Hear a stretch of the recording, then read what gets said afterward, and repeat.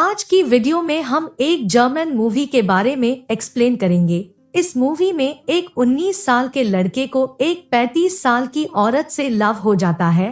फिर लड़के के इंटरेस्ट के चलते वो औरत भी मान जाती है और एक दिन उसके साथ पलंग तोड़ कर लेती है। इसके बाद वे दोनों हर रोज मजे करने लगे। फिर एक दिन अचानक वो औरत उस लड़के को बिना बताए कहीं चली जाती है। इस बात से लड़का बहुत हर्ट होता है। फिर कुछ सालों बाद वो उसे एक अदालत में देखता है जहां उसे 300 महिलाओं के कत्ल के इल्जाम में लाया गया था। इसके बाद क्या हुआ ये देखेंगे हम आगे इस वीडियो में। दोस्तों, इस मूवी का नाम भी हम आपको आगे इस वीडियो में बताएंगे, लेकिन उससे पहले ऐसी ही और वीडियोस देखने के लिए हमारे चैनल को सब्सक्राइब करें और बेल आइकन को दबा दे और वीडियो को लाइक और शेयर भी कर दे। तो चलिए शुरू करते हैं। फिल्म की शुरुआत होती है और हम जर्मनी के एक शहर में माइकल नाम के एक आदमी को देखते हैं जो कि पेशे से एक वकील है। पिछली रात उसने एक औरत के साथ गुजारी थी क्योंकि उसका अपनी पत्नी से तलाक हो चुका है। थोड़ी देर के बाद वो औरत वहाँ से चली जाती है और माइकल खिड़की के पास जाकर खड़ा हो जाता है। तभी बाहर जा रही ट्रेन में उसे एक लड़का दिखाई देता है। उस लड़के को देखकर माइकल को अपना बचपन याद आता है और मूवी फ्लैशबैक में चली जाती है। जब एक बार वो भी ऐसे ही किसी ट्रेन से जा रहा होता है, तभी अचानक से उसकी तबीयत बिगड़ जाती है और वो ट्रेन से उतर जाता है। उतरते ही वो उल्टी करने लगता है। तभी वहाँ एक औरत आती है और उसकी मदद करती है। वो उसे संभालती है और फिर कुछ दूर उसे छोड़ने भी जाती है। फिर जब माइकल घर पहुंचता है तो उसके घर वाले उसकी हालत देखकर फिक्र करने लगते हैं। फिर उसे देखने के लिए डॉक्टर को बुलाया जाता है। डॉक्टर उन्हें बताता है कि माइकल को स्कारलेट फीवर नामक बीमारी हो गई, इसलिए इसे अगले कुछ महीने तक घर पर ही रेस्ट करना होगा। इसके कुछ दिन बाद माइकल अपनी मॉम को उस औरत के बारे में बताता है जिसने उसकी मदद की थी। तो उसकी मॉम पूछती है कि क्या तुम उसका घर जानते हो, तुम्हें उसे थैंक्स कहना चाहिए। तो अगले दिन माइकल एक बुके लेकर उसके घर चला जाता है और उसे उस दिन के लिए थैंक्स कहता है। वो भी माइकल से उसका हाल चाल पूछती है।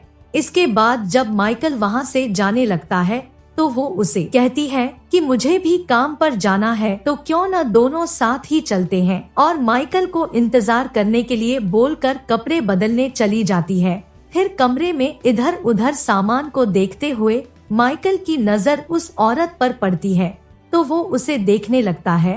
तभी वो भी माइकल को देख लेती है तो वो हड़बड़ा कर वहाँ से चला जाता है।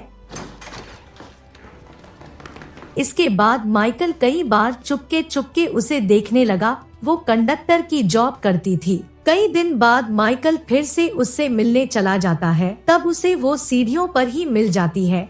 वो कोयला लेकर आ रही थी। वो माइकल से कहती है कि नीचे और बाल्टी पड़ी है, तुम चाहो तो कोयला भर कर ला सकते हो। तो माइकल कोयला लाने चला जाता है। जब वो कोयला लेकर ऊपर आता है तब वो पूरी तरह कोयले से काला हो चुका था। उसकी हालत देखकर वो उसे नहाने को कहती है।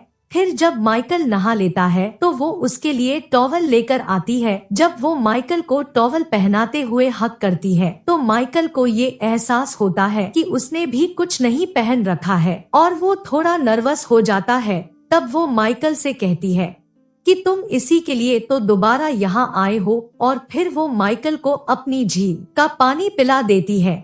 आगे हम देखते हैं कि रात को डिनर पर माइकल अपने डैड से कहता है कि मैं कल से स्कूल जाना चाहता हूँ। उसकी मॉम इसके लिए मना करती है क्योंकि अभी उसे रेस्ट करने की जरूरत थी, लेकिन उसके डैड उसे परमिशन दे देते हैं। फिर अगले दिन से माइकल स्कूल से निकलते ही दौड़ता हुआ सीधा उसके घर पहुँच जाता। अब जैसे माइकल एक अलग ही दुनिया में जीने लगा था। वो स्कूल से बंक मारकर सीधा उसी के पास जाता था। अब इतने दिन बाद माइकल उससे उसका नाम पूछता है। उसका नाम हेना होता है और हमें ये भी पता चलता है कि उसकी उम्र 35 साल है। फिर एक दिन माइकल उसे अपनी एक बुक पढ़ने के लिए देता है, लेकिन हेना उसे ही पढ़कर सुनाने को कहती है। तो वो उसे पढ़कर सुनाने लगता है इसके बाद हेना हर रोज उसे अलग अलग बुक्स पढ़कर सुनाने को कहती और माइकल ऐसा ही करता। फिर एक दिन वे दोनों साइकिलिंग करते हुए कहीं घूमने जाते हैं। अब तक माइकल पूरी तरह हेना के प्यार में पड़ चुका था।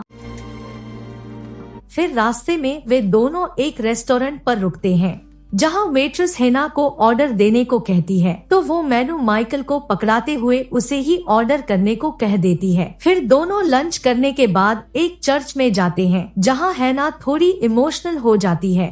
फ्रेंड्स इस फिल्म का नाम है द रीडर और ये 2008 में रिलीज हुई थी। फिर एक दिन जब माइकल हेना के पास जाता है तो वो किसी बात को लेकर माइकल से झगड़ा करने लगती है, लेकिन माइकल किसी तरह उसे मना लेता है और दोनों जबरदस्त ठुकाई करते हैं। लेकिन फिर अगले दिन हेना माइकल को बिना बताए वहाँ से हमेशा के लिए चली जाती है। फिर जब माइकल वहाँ आता है तो उसे वहाँ हेना नहीं मिलती, तो वो समझ जाता है कि अब वो चली गई है। इस बात से माइकल का दिल टूट जाता है। इसके बाद मूवी में 8 साल बाद की कहानी दिखाई जाती है जब 23 साल का माइकल एक लॉ स्कूल में पढ़ रहा होता है। एक बार स्कूल में एक सेमिनार होता है तो स्टूडेंट्स को एक केस के ट्रायल दिखाने के लिए कोर्ट में ले जाया जाता है। इस केस में कुछ औरतों पर आरोप होता है कि उन्होंने 300 महिलाओं को एक जलते हुए चर्च में मरने के लिए छोड़ दिया था। इन औरतों में एक हेना भी थी। उसे देखकर माइकल शॉक हो जाता है। दरअसल जर्मनी में कैदियों से जबरदस्ती मजदूरी करवाई जाती थी और फिर उन्हें कंसंट्रेशन कैंप में भेज दिया जाता था। उस कंसंट्रेशन कैंप में हेना गार्ड का काम करती थी। इसी दौरान ये हादसा हुआ था। इस केस की विटनेस एलेना नाम की एक औरत होती है जो उस चर्च से जिंदा बाहर निकली थी। वो उन सभी औरतों को आइडेंटिफाई करती है। हेना के बारे में वो बताती है कि हेना किसी एक कैदी को चुनती थी और उसे कोई बुक पढ़कर सुनाने को कहती थी। फिर जब हेना से पूछा जाता है तो वो बताती है कि जो लोग चर्च में मरे थे उस हादसे को एक्सीडेंट बताने वाली जो रिपोर्ट बनाई है वो मैंने नहीं बनाई और उसमें जो साइन है वो भी मेरे नहीं है। फिर जब जज हेना को हैंड राइटिंग सैंपल देने को कहता है तो हेना ऐसा करने से इनकार कर देती है और अपना गुनाह कबूल कर लेती है। तब माइकल को समझ आता है कि हेना तो अनपढ़ है, इसीलिए तो वो माइकल को बुक पढ़ने को कहती थी और होटल में भी वो मेनू नहीं पढ़ पाई थी। माइकल समझ जाता है कि कोई हेना को फंसाना चाहता है और वो अपने प्रोफेसर को सारी बात बताता है, लेकिन प्रोफेसर उसे कहते हैं कि हम कुछ नहीं कर सकते क्योंकि हेना ने खुद ही गुनाह कबूल कर लिया है। फिर अगले दिन फाइनल हियरिंग होती है और हेना को मुख्य आरोपी मानकर उम्र कैद की सजा सुना दी जाती है। इसके बाद माइकल भी अपनी लाइफ में व्यस्त हो जाता है और वो शादी कर लेता है। कुछ वक्त बाद उसके एक बेटी पैदा होती है। वैचारिक मतभेद होने के कारण उसका अपनी वाइफ से डिवोर्स हो जाता है।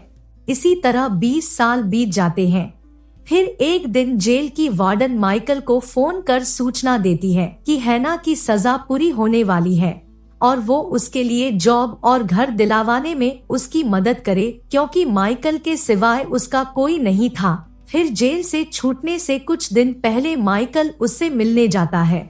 हेना उसे बताती है कि अनजाने में ही सही पर उसने कितनी बड़ी गलती की है और उसे अपनी उस गलती पर बहुत अफसोस हो रहा था। आगे हम देखते हैं कि जिस दिन वो रिहा होने वाली थी उस दिन माइकल उसे लेने आता है तो उसे पता चलता है कि उसने सुसाइड कर ली है। हेना एक लेटर और कुछ पैसे एक टीम के साथ माइकल के लिए छोड़ कर गई थी। उस लेटर में लिखा था कि वो पैसे चर्च में जलने वाली औरतों के बच्चों को दे दिए जाए। तो माइकल वो लेकर के एलेना के पास जाता है और उसे सारी बात बताता है, लेकिन एलेना वो पैसे लेने से तो मना कर देती है, पर वो टीन रख लेती है क्योंकि वो उसी का था जो कैंप में उससे खो गया था। आगे हम देखते हैं कि माइकल अपनी 21 साल की बेटी जूलिया को उस चर्च में लेकर जाता है जहां वो और हेना जाया करते थे। वहीं पर हेना की कब्र भी होती है।